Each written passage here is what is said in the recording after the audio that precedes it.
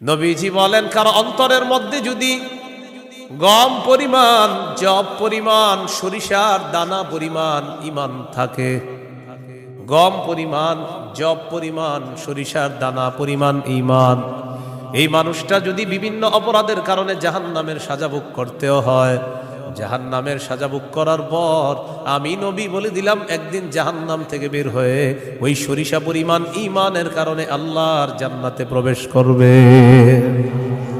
খাঁটি ঈমান, বিশুদ্ধ ঈমান, এটার মধ্যে কোনো ঝামেলা করা যাবে না। আল্লাহ কথাগুলা বুঝার তৌফিক দান করেন। দোকানের শাটারটা লাগাইতেছেন, অর্ধেক শাটার আপনি নিছেন, মুয়াজ্জিন মসজিদের মধ্যে বলে কদ কামাতিস সালাহ, কদ কামাতিস সালাহ, নামাজ দাঁড়ায় গেছে, নামাজ দাঁড়িয়ে গেছে। এই টাইমে কাস্টমার এসে কয় 10,000 টাকার সদায় লাগবে, টেনশনে পড়ে গেলেন, নামাজ 10,000, নামাজ 10,000, নামাজ 10,000, পুরাই টেনশনে আছে। আল্লাহ তাআলা বলেন, সম্পদ যেন তোমাদেরকে আল্লাহর থেকে দূরে সরায় না দেয়। নামাজ দাঁড়িয়ে গেছে, আপনি শাটারও লাগাইতেছেন নামাজে যাওয়ার জন্য, আল্লাহ তাআলা বলেন, এই শোনো, সম্পদ যেন আল্লাহর থেকে দূরে সরায় না দেয়।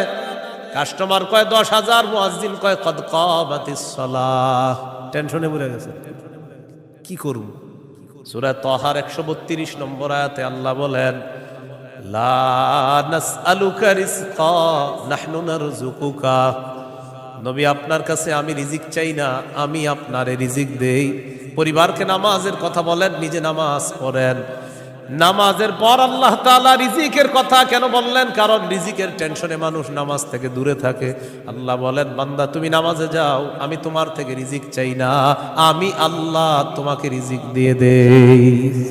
আল্লাহ তাআলা বলেন, ইন কানা আবাউকুম, যদি তোমাদের মা বাবা, ওয়া আবনাউকুম, যদি তোমাদের সন্তান, ওয়া ইখওয়ানুকুম, যদি তোমাদের ভাই বোন, ওয়া আজওয়াজুকুম, যদি তোমাদের বিবি, ওয়া আশিরাতুকুম, যদি তোমাদের পরিবার আত্মীয় স্বজন, ওয়া আমওয়ালুন ইখতারাফতুমুহা, যদি তোমাদের উপার্জিত সম্পদ, ওয়া তিজারাতুন তাখশাউনা কাসাদাহা, তোমাদের ব্যবসা, যেই ব্যবসায় লস হওয়ার টেনশনে থাকো, ওয়া মাসাকিনু তারদাউনাহা, যে বাসস্থান তোমরা অনেক ভালোবাসো, আহাব্বা ইলাইকুম মিনাল্লাহ ওয়া রাসূলিহি ওয়া জিহাদিন ফি সাবিলি, আল্লাহ তাআলা বলেন, এই 8টা জিনিস যদি আল্লাহ এবং তার রাসূল চাইতে তোমাদের কাছে বেশি প্রিয় হয়, ফাতারাব্বাসু, অপেক্ষা করো, হাত্তা ইয়াতি আল্লাহু বিআমরি, আল্লাহ তাআলা গজব নিয়ে আসার অপেক্ষা করো। বলি নাউযুবিল্লাহ।